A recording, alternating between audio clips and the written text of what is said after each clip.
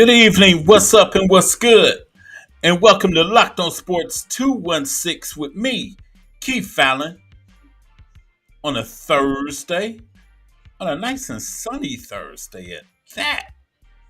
What's up, everybody? What's good? I'll talk to you about sports in general this week, having to do far as with the Cleveland Browns and a little bit of the Guardians. I don't even know why I'm talking about the Guardians, but it's a wrap with them. But we're going to talk about the Browns. But first things first, let me tell y'all real quick. Let me go to my captions here and everything. Hopefully, I got this stuff right here. Okay. First off, the chat lines are open. Feel free to holler at me. Definitely do that. The chat lines are definitely open. So holler at me. We'll talk about the Browns. Y'all can take out y'all frustrations from Monday night because it was really frustrating. But the chat lines is open. So feel free to holler at me. Make a comment and everything on what up. Second, subscribe to the new Alan Viz Media 2 YouTube channel. Yes, subscribe to that. We need as many subscribers as possible. For real, for real. Subscribe to the new Alan Viz Media 2 YouTube channel. And third and foremost, scrolling at the bottom, I come on live every Thursday at 7 p.m. That's right. Live every Thursday at 7 p.m. That's right. Every Thursday. No ifs, ands, or buts, unless I want to take a vacation or something like that. Or I want to just chill or something, Hey. But this is going to be the summits of order of how things are going to go. As soon as I get to it. Uh-oh. Oh, this ain't good. Got to upload my overlay. Oh, man. I'm having a time today. This ain't cool at all. This ain't cool at all. I think but what I was supposed to do. That sucks. Definitely that sucks. But here we go. Here's the summits of this evening.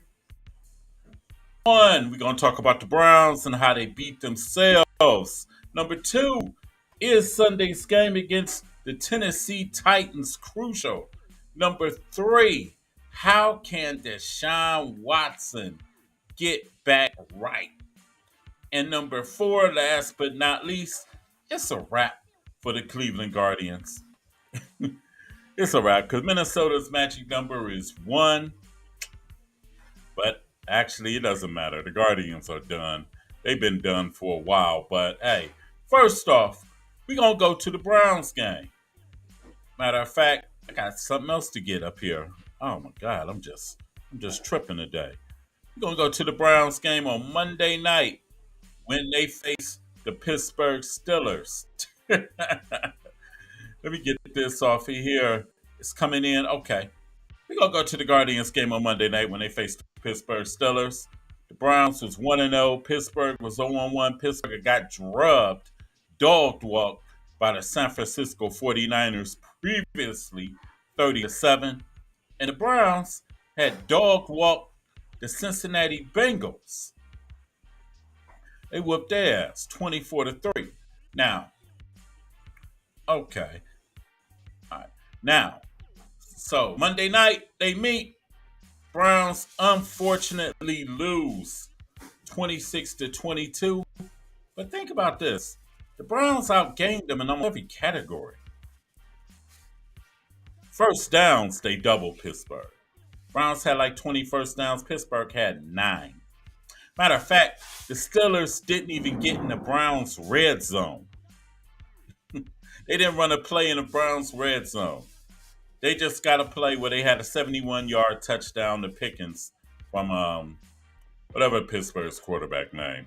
Anyway, but Browns outgained them. Matter of fact, it was so bad, the Browns held Pittsburgh in the fourth quarter to a -7 yards. -7. And you wonder how in the hell did the Browns beat themselves? I'll tell you. 4 turnovers. Oh my God. Who in the world is this? Put up here, Steelers. 4 turnovers. You cannot turn the ball over and expect to win in the NFL, especially 4 times. 4 turnovers, numerous penalties, and basically every category except on defense, the Browns beat themselves. For real. Every category. Except on defense, the Browns just beat themselves. It's totally beat themselves. Just ridiculous. Oh my God.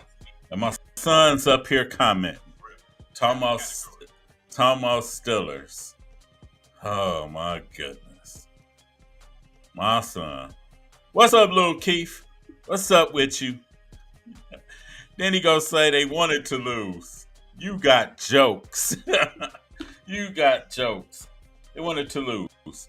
Sad part is, on offense, even though the brunt mainly was on Deshaun Watson, but besides Nick Chubb and Amari Cooper, I could tell you something every player besides them two on offense did that contributed to the Browns losing.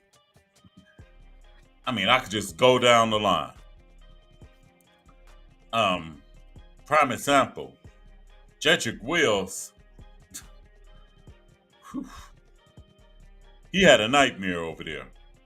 He had a nightmare. And think about this. J.J. Watt was going against our rookie right tackle, DeJuan Jones. J.J. Watt really didn't cause that much of an effect. But Highsmith, on the other end for Pittsburgh, man, if he got contract negotiations or Pro Bowl aspirations, all he got to do is look at the highlights on the Browns game this past Monday. Because he made Jedrick Wills look clueless out there. He made him look clueless out there. Then also, Donovan Peoples-Jones not fielding a punt, which actually, in a sense, set up the game-winning touchdown by the Steelers. Then Jedrick Wills just let Highsmith blow by him, sacked Deshaun Watson. Deshaun Watson had a game from hell as well. 3 turnovers, a pick 6 on the first play of the game where the ball might have got tipped, but the ball was in Harrison Bryant's hands. And it went the other way, and Highsmith scored on a pick six, first play of the game. Matter of fact, the Steelers' defense scored 14 points. Go figure. And if I told you that the Browns only gave up one big play the whole day that resulted in a touchdown in the second quarter, and other than that, Pittsburgh offense ain't do shit. Ain't do jack. Rest of the way. And the way you would have seen things, if you didn't have to know the score, you would have thought the Browns would have won.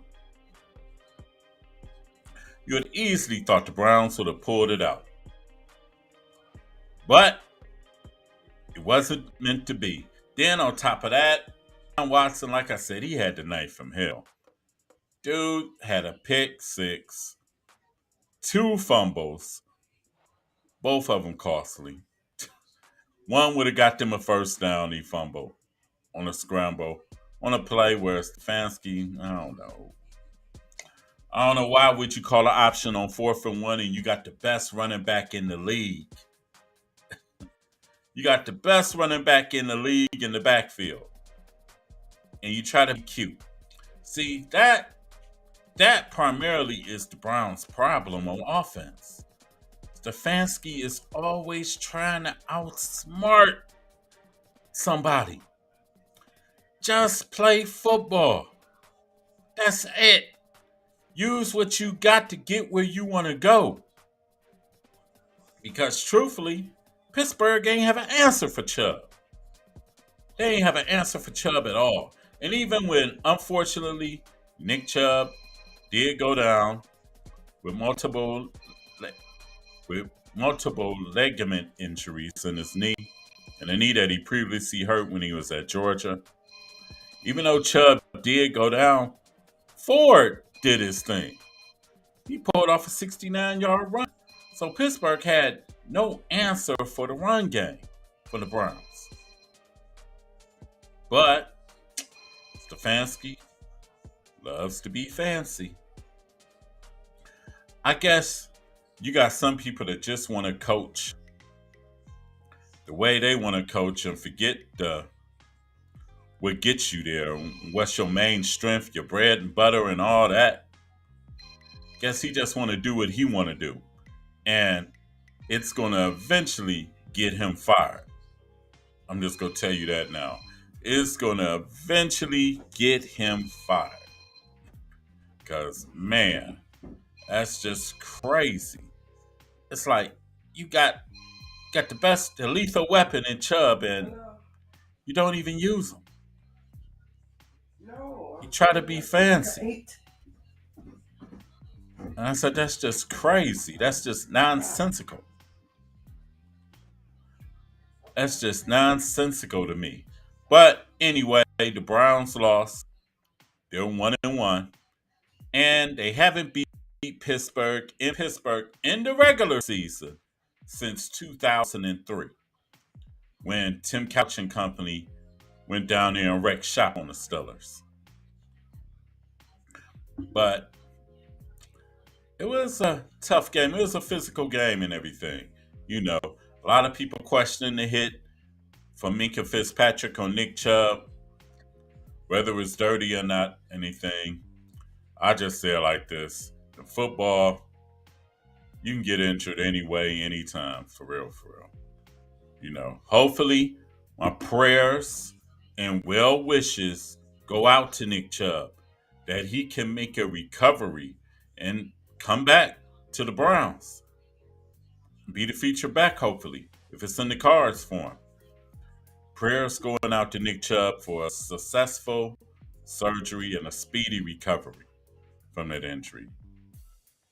That took a lot out of about everybody for real. Kind of took your mind off the game for real. Took you away from the game. It was like, damn, this dude, ultimate team guy, never complains, works out religiously about team first. Matter of fact, if the Browns had 52 other Nick Chubbs, they go to the Super Bowl every year, for real, for real. They go to the Super Bowl every year. But really, probably needed a Nick Chubb in the coaching department with Stefanski. Because like I said last year, he probably should have been canned a year ago, to me. But I get it that Sean likes him and the ownership likes him and all this stuff. And they want to give him a chance with Deshaun, but Stefanski, brother, don't overthink it. Use your strengths to win you the game. Don't get fancy and all that. Just win the game. Amari Cooper played a hell of a game, despite I didn't even think he was going to play, honestly, on Monday. For real, for real. I had no idea he was going to play. But he went out there and gave it all he got. Shots out to him. Nick Chubb, before he got hurt, he was doing his thing. Pittsburgh had no answer for him. Ford, he did his thing. He got 106 yards. And now is the main feature back. And also, in wake of Nick Chubb going down, unfortunately, the Browns brought back an old familiar friend. They brought this guy back. They brought my man Kareem Hunt back. Welcome back to the Browns, Kareem. Should have never got to this situation anyway in the first place. You should have been on the team all along. For real, for real. Because I always told people, before, how can I say this? Is that if Chubb gets hurt, we're screwed. We're screwed. But you know what though? But think about this though with Ford. Ford is kind of like the same situation as Chubb. Chubb was on the bench his first year, and then I forgot who the running back was. I think he got hurt or something, and then Chubb showed everybody what he could do. And hopefully Ford does his thing because he will be the feature back still. And Kareem will resume his role. He'll resume his role as the backup, and we'll see what happens. We'll definitely see what happens. But welcome back to the Browns, Kareem. Should have never been gone in the first place. Should have never been gone. But anyway, this upcoming Sunday, the Browns take on the Tennessee Titans this Sunday. And this brings me up to the second point today. Is this game crucial for the Browns? Is it? Well, if you ask me, it is crucial because you have to beat Tennessee. Gotta beat Tennessee. They're really on a down. They're kind of like in between. They're in between. And of course, first thing the Browns got to worry about is this guy here on offense, Mr. Derrick Henry. Dude's a load to deal with. Got to deal with him. And also, another guy I feel the Browns should have pursued, DeAndre Hopkins. But you would normally think that if you go down the line and look at things, well, now I would say Tennessee has the edge in the running game. And the receivers are probably about even though Deshaun has to prove that he can get the ball to his receivers. For real. Because I'm quite sure Mike Vrabel, local guy, saw the game and figured, hey, put pressure on Deshaun. Now I'm going to say this. Deshaun was the main culprit, but let's just say this. Coach Stefanski and the Browns offensive line didn't do him no favors at all. Didn't do him no favors. Especially the line. And especially in the second half, they was getting blown off the ball. Period. Highsmith was just having his way. Ogunjobi was doing his thing, and it's like, wait a minute. Cam Hayward is hurt. What the hell's going on? But, hey, this Sunday is a big game for the Browns. Because think about this. If you win this Sunday, you're 2-1. And if Sean balls out and plays better, which I honestly think he will, you're 2-1. Then you got Baltimore coming up before the bye week. Now, if you lose to Baltimore 2-2, not exactly what I wanted. I expected them to be 3-1 really by the bye week, but 2-2 is a whole hell of a lot better than 1-3. A whole hell of a lot better than 1-3. Because if you talking 1-3, Stefanski might not make you the bye week. Really, for real. If they're 1-3 at the bye week, Stefanski might not make it. But we're going to stick to Tennessee first.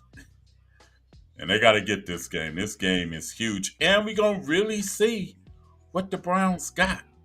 Because truthfully, on defense, they've balled out on defense. But offense, it's been like a roller coaster. Turnover machine. 6 turnovers in the first 2 games. That's not going to fly. And your quarterback is responsible for 4 of them. That's not going to fly. The special teams, leave a little bit desired. I wish the Browns will find somewhat of a punt return specialist, a kickoff return specialist, because you can't put Ford back there now because he's your feature back. And Donovan Peoples-Jones, I don't know what the hell he was thinking when he let that punt go past him.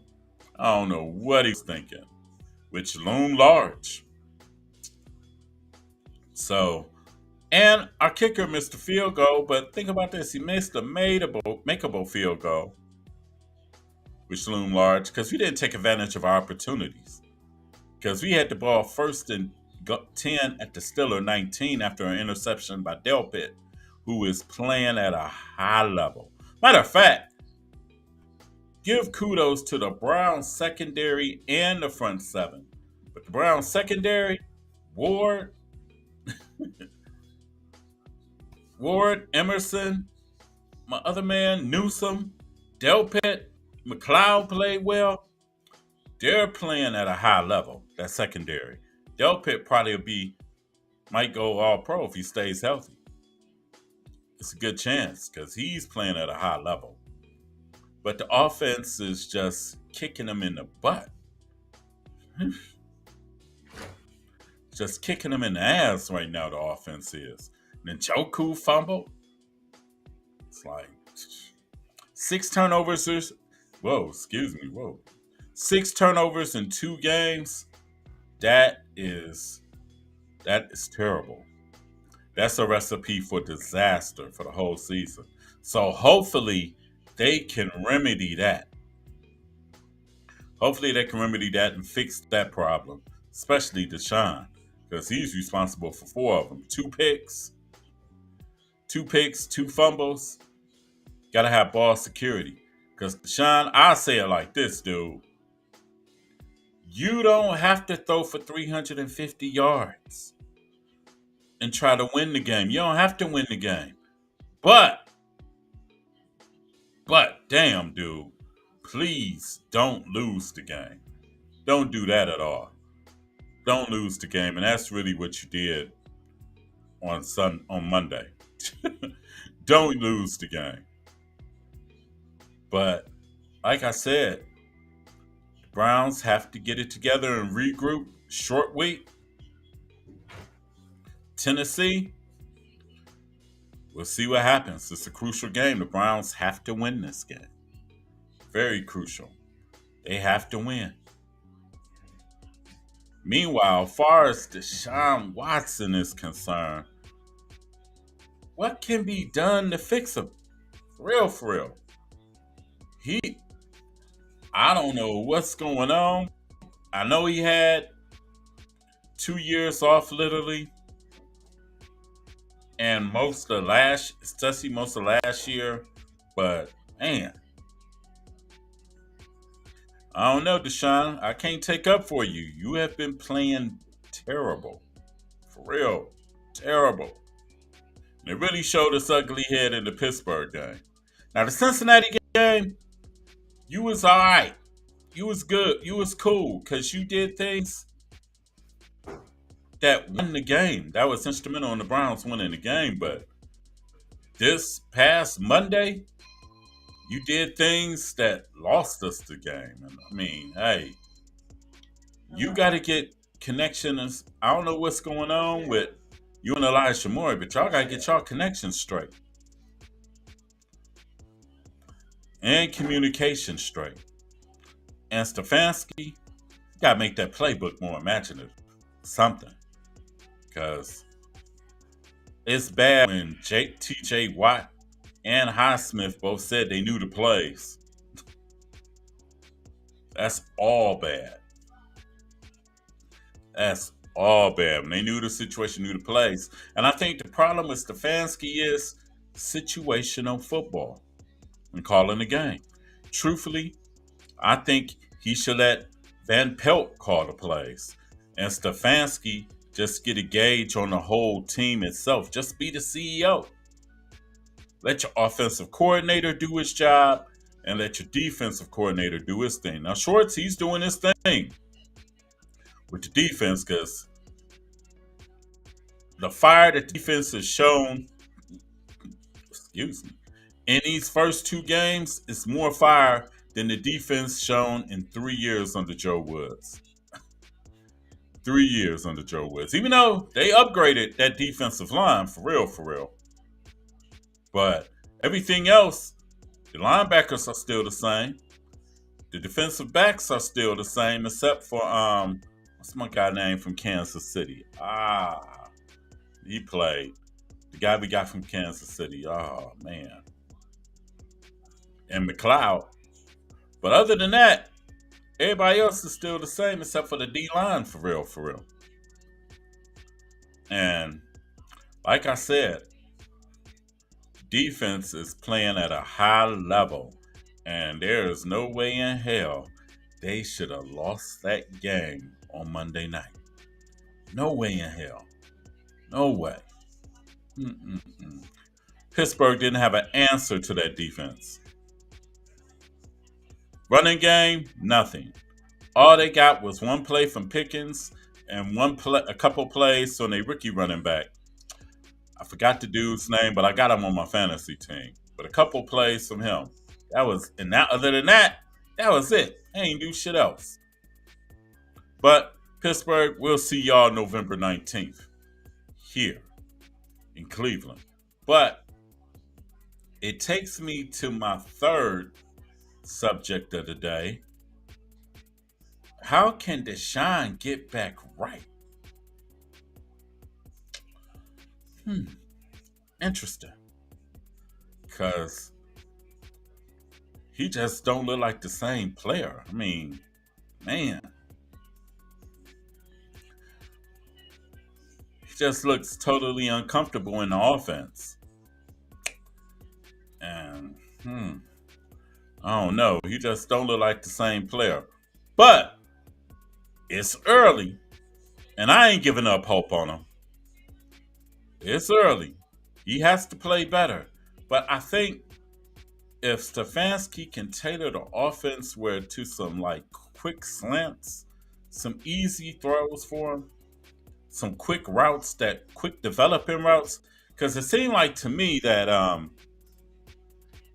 the receivers are not really open running their routes. I don't know if the routes is too long or take too long to develop, but it's like the receivers are not really open.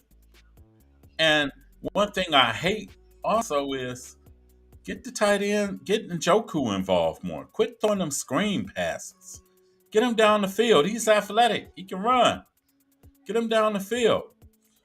And also, how in the world did you have Bell helping out Dwan Jones chipping on TJ Watt? Why? And you got Akins, got Harrison Bryant, got Njoku, got 3 tight ends. Why chip him with a wide receiver? That's weird.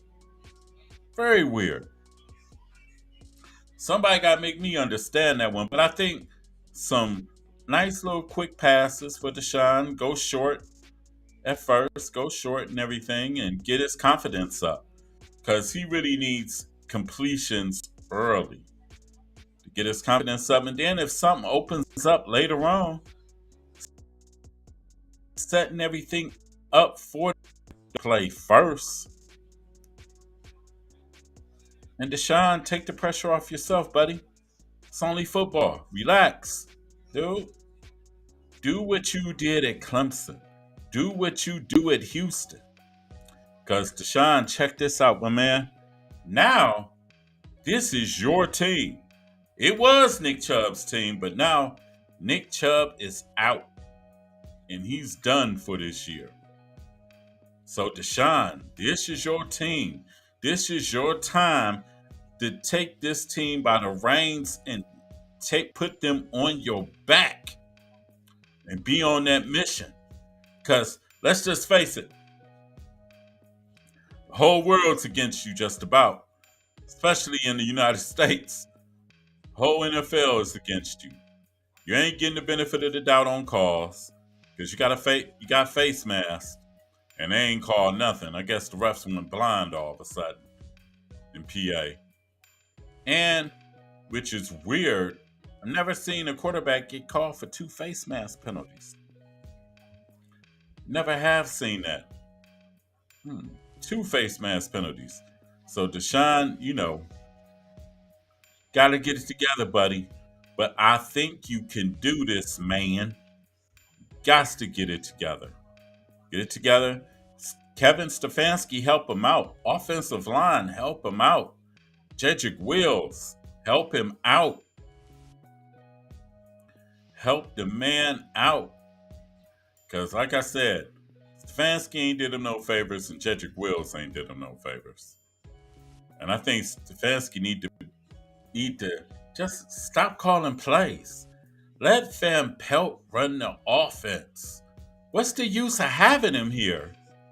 If he runs all the plays and stuff in practice, but then come game time, all of a sudden, you come along. You be the head coach. And let Van Pelt run the offense. It might turn out great. And it might save your job. Because trust and believe, Kevin, if you lose to Tennessee on Sunday, you might be on the firing line, dude, after the bye week. Especially if you lose to Tennessee and lose to Baltimore, and you lose to both these teams here at home. Man. Whew.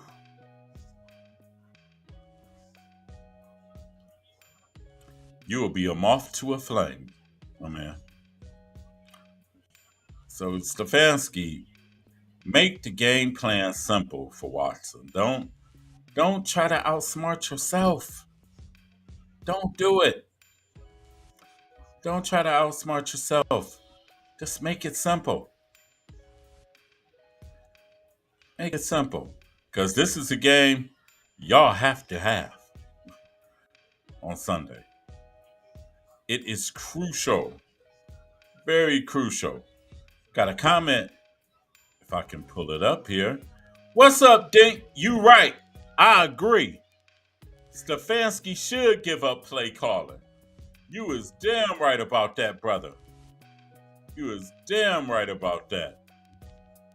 He should definitely give up play calling. I don't know why I did that. I'll be damned. He definitely should give up play calling. Because think about this, everybody. When the Browns beat Pittsburgh in the playoff game, Stefanski wasn't even there. Mike Preifert, a former special teams coach, was the head coach, and Van Pelt did the plays. And the Browns wound up scoring like 40-something points in the playoff game against Pittsburgh. Now, they had a lot of help with the turnovers and all, but offensively, the team was crisp. And he had Baker Mayfield.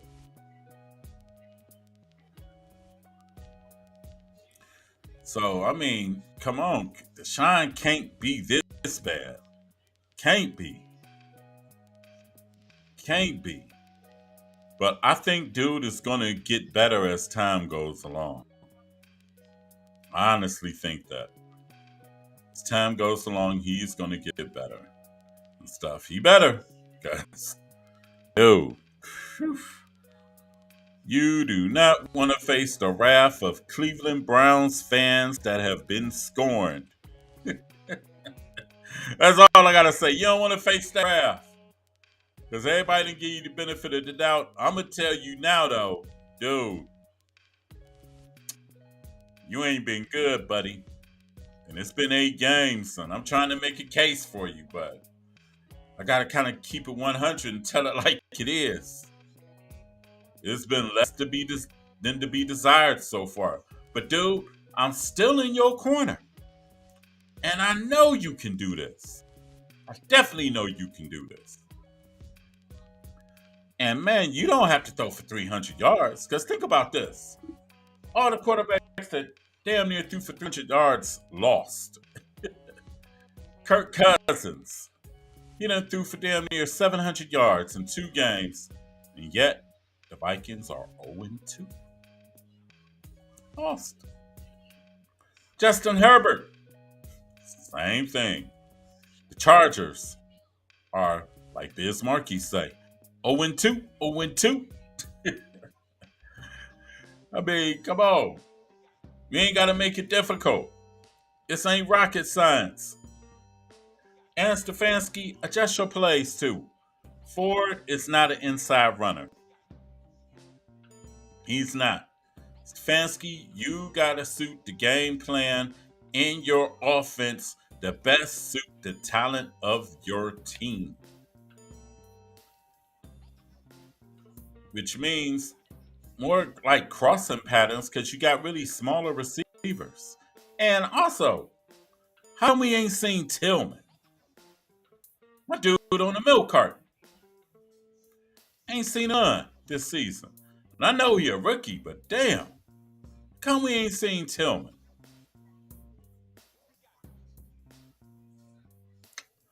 Somebody explain that to me. Go figure. How come we ain't seen Tillman? That's what I want to know. But I will say this, John. You and Elijah Moore got to get y'all connections together too. Real. And also, we ain't seen hardly none of the stuff that Elijah Moore was supposed to be the Swiss Army knife. We ain't really seen nothing. For real, for real. And Stefanski, this is a prime example of you outsmarting yourself.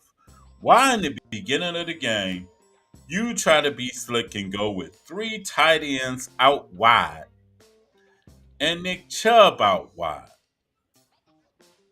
Why? Got the best running back in the game. And on top of that, Pittsburgh didn't have Hayward in the middle to stop the run. They couldn't do nothing against the run. The Browns beat themselves. Truthfully, the MVP for the Steelers was us, Cleveland Browns. Cleveland Browns offense. It was the MVP of the game. Pittsburgh got one. And this is what I'm talking about, where Stefanski hasn't proven to me that he can get the games that you ain't supposed to get. Or the games that you should get, but for some crazy fucked up reason you don't. This is what I've been talking about. Like I said, to me, honestly, he should have been gone last year. But hey, I get it. I totally get it. But don't mean I agree with it at all. Doesn't mean I agree with it at all. But like I said, the Browns got to get it together. Got to get it together. Now you know it's no Chubb.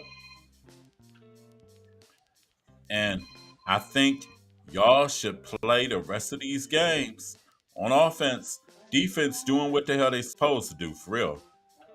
I ain't got nothing to say about the defense. They doing their damnedest. But offense, you need to dedicate the rest of the season to Nick Chubb. And Jim Brown, matter of fact. To both. To both them guys. And come on a mission on Sunday and kick the Titans' ass on Sunday. For real. But it will be interesting. Because this is actually, let me see. The Browns are facing a different dynamic at running back this time. Because, you know, they had Mixon. Mixon is okay. What's my dude for Pittsburgh? He's all right. He's all right. But Derrick Henry, beast. Beast. Tannehill is okay. He's okay. He's okay. But Tennessee has the biggest edge in coaching. Mike Vrabel. Seasoned vet coaching. Good coach. And that's where Tennessee has the edge. And Stefanski going to pick it up. Dude, you are going to have to pick up the pace, bro. Get this offense up to speed, man. I'm telling you, you lose to Tennessee, it's gonna be all bad. It's gonna be all bad in the sea town. It's gonna be all bad in the land. But anyway, moving right along. Gonna get off football for a minute. No, no. Matter of fact, I do got something off also football. One more football thing, and I ain't listing the syllabus at all. Ohio State will be taking on Notre Dame this Saturday night in Notre Dame at 7:30 p.m. under the lights. Quarterback Kyle McCord, who's now the starter at Ohio State, threw for 318 yards last week, 3 touchdowns, as the Buckeyes rolled over Western Kentucky, 63-10. Notre Dame so far has been a machine, so far. But hey, we'll see what happens because that's why they play the game. Ohio State's still ranked ahead now. I think Ohio State is favored. If I'm not mistaken, I think Ohio State is favored. I think. I'm not sure. But I think the Buckeyes are favored. I expect the Buckeyes to win. I definitely expect the Buckeyes to win. I say it like this. If the score is in the 20s, I think the Buckeyes can take it. But if the score gets past 30, Sam Hartman been slinging a rock. Might be a long night. If Notre Dame get past 20, gets 30 or more, I'll say that. But I don't. We'll see. It'll be a very interesting game on Saturday. We'll see a lot of what to look forward to for Ohio State. We will definitely see a lot. But that's on Saturday. Ohio State, Notre Dame. Can't wait. Can't wait. Hopefully, it'll be a good football weekend. Ohio State win.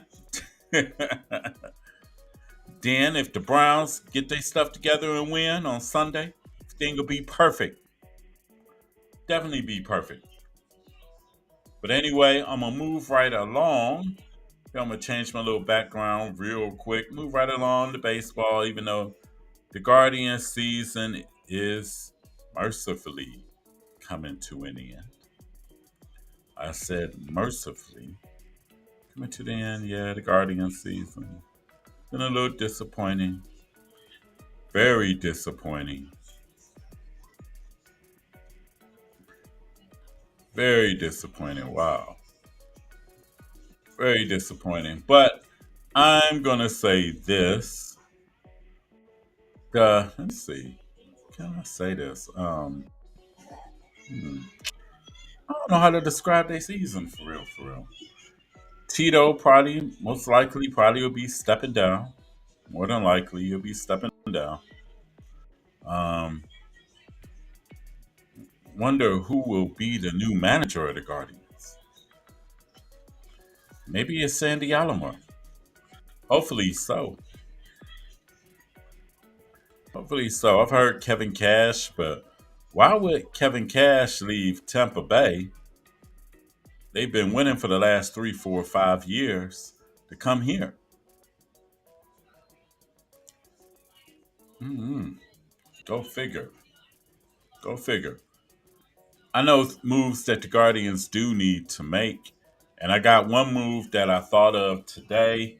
Might not be popular amongst folks, but I will say this that how can I say this? Catcher is gonna be Naylor. He's shown that he can play. And he's shown he'll probably be a better hitter next year. First base, right now is Big Brother Josh, even though sometimes Josh scares me at first base sometimes. I'm going to be honest. But first base, he's going to be between first base and DH. And it also depends on if the guy the Guardians acquired from, oh my God, what's my dude name? The pitcher they traded to Tampa Bay. Well, the guy they got in the minors, the first baseman, if he's ready next year. Second base, Jimenez, dude's a magician in the field. He kind of had a off year hitting. He'll be a second. Shortstop, which is going to be interesting. You have Gabriel Arias, which I honestly think he's going to end up being a power hitter for this team at short. And you have Brenyan Rocchio, who's in the minors. Honestly, I would say Arias next year, but if they do bring Rocchio up to start at short next year, I would say put Arias out in right field because I think you're going to need his bat in the lineup for power. And he got a strong arm. He's a shortstop, so put him in right field if you're not going to have him at short. Third base, don't even ask. That's Jose's spot. That's Jose's spot. Now the outfield, yeah. All I can say right now, Stevie Kwan. He'll probably play center next year. If it was me managing, he'd be in center field. Miles Straw, good defensive outfielder. He's fast, but how many years we gonna take of him hitting 230? For real. 230. His speed is limited because if he can't hit, that means he's not gonna get on base. So what's the use? Will Brennan, he's okay. He's okay. Might develop more power. I don't know. He's okay. Guardians need to fix that outfield. For real, for real. They need to fix the outfield. They need to acquire somebody. They need to spend some bucks this offseason. Spend some dollars. Quit shopping at Family Dollar for the Family Dollar discount. They need to spend some dollars. Because if y'all haven't seen my video of the top 5 most disappointing teams that I had in baseball, the Guardians are ranked number 3. Because I had the New York Yankees at number 1, the New York Mets at number 2, the Guardians at 3, the Anaheim Angels at Los Angeles Angels of Anaheim at 4, and the San Diego Padres at 5. The Guardians was 3. But one thing, I didn't expect them to win 90 games this year, but damn, I didn't expect them to possibly finish in third place behind Detroit in the AL Central. I didn't expect that either. And Detroit right up on their neck. And the Guardians play Baltimore this weekend. So more than likely, the Guardians will be in third place. So I didn't see that coming. So they got a lot of work to do. Also, I will say this also. As far as the pitching, if a couple of scenarios, if they bring Bieber back, if they don't trade him, he'll probably be the number 1 starter again. But you also got Trevor Body, love his stuff. Gavin Williams, he's scratching the surface. And they got Logan Allen. I like him. He's left-handed. They need a left-hander in the rotation. Then you also got Quantrill. He's been okay since he's came back. And you got Lucas Giolito if they're going to keep him. But I'm coming up with an idea with this with Tristan McKenzie. If I was the Guardians, I would actually consider putting him in the bullpen. And here's why. The Guardians blew a lot of leads in the 7th and 8th innings. and in the closer spot this year. They blew a lot of leads. But can you imagine the back end of the bullpen with McKenzie coming on in the eighth and Emmanuel Clase coming on in the ninth? Can you imagine that? I mean, just imagine that. They'll be unhittable. Because honestly, I don't think McKenzie can hold up being a starter, honestly. But I think he can definitely do it being a reliever. Because he only probably have to pace one or two pitches. Fastball, curve, slider. For real, for real. And only one inning. So really you can go fastball and just let it wind up. Just wind it up. For real. Might be a thought if they keep Bieber and Giolito. Might be a thought. I would probably put McKenzie in the bullpen. Because right now, he has shown that he cannot hold up. 2 of the last 3 years, he's been injured. But as a reliever, you might definitely have something.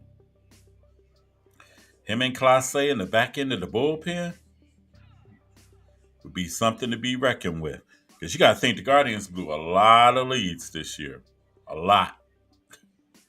That bullpen needs reconstructing. Clase is cool. He blew a lot of leads too. But I think this year has just been a burnout year for real, for real. Plus, honestly, if you really want to know the truth, I don't think the Guardians really tried to win since 2016, 17, and 18. I don't really think they tried to win. For real, for real. I don't really think they went for it. Of course, they tried to win in 16 because they had got Andrew Miller. 17, they had got Encarnacion. 18, they had Encarnacion. But after that, it's been Family Dollar discount. Or they kicking the can down the road talking about these prospects. But it remains to be seen. But I know it's going to be a lot of change with the Guardians over the winter. That's all I can say. But Guardians, my message to y'all is don't finish behind Detroit. Please, don't do it. Don't finish behind Detroit. Well, anyway, it's about that time for me to run, get up off here. Everybody, enjoy your future upcoming weekend. Be safe, be well. Live, laugh, love. And another thing I'm going to say is, don't complain about shit if you don't plan on changing it. Like I said, don't complain about shit if you don't plan on changing it. That's all I got to say. While I'm out, everybody have a good Thursday evening. Enjoy the football game. Oh, by the way, real quick, who plays tonight? It's the Giants in San Francisco. I got San Francisco pulling it out. I think I'm going to start doing a prediction show, but I'll do that pre-recorded where I have my predictions and all that. I have that pre-recorded and whatnot. But I got San Francisco pulling out. The 49ers would be 3-0 and the Giants would be 1-2. Because right now the 49ers are a machine. But anyway, this your man Keith Allen for Loc'd On Sports 216. Like the video on YouTube and subscribe to the Allen Viz Media 2 YouTube channel. Feel free to definitely do that. Feel free to subscribe. If I could put this on, okay, here we go. Feel free to subscribe to the Allen Viz YouTube channel. Yeah, Allen Viz Media 2 YouTube channel. Feel free to subscribe. Also, want to see more of you all? Come on, comment. Hit me up. And everything. But tonight, about to be out. Be well, everybody. Be safe. Oh, also, shout out to the Nerves DJ. days. They doing the big things this weekend. Go down to the Rock and Roll Hall of Fame and enjoy that. But anyway, it's your man Keith Allen signing out. Peace, and I will see you soon on Sunday for the Browns preview. For Locked On Sports 216, it's Keith Allen signing out. Peace.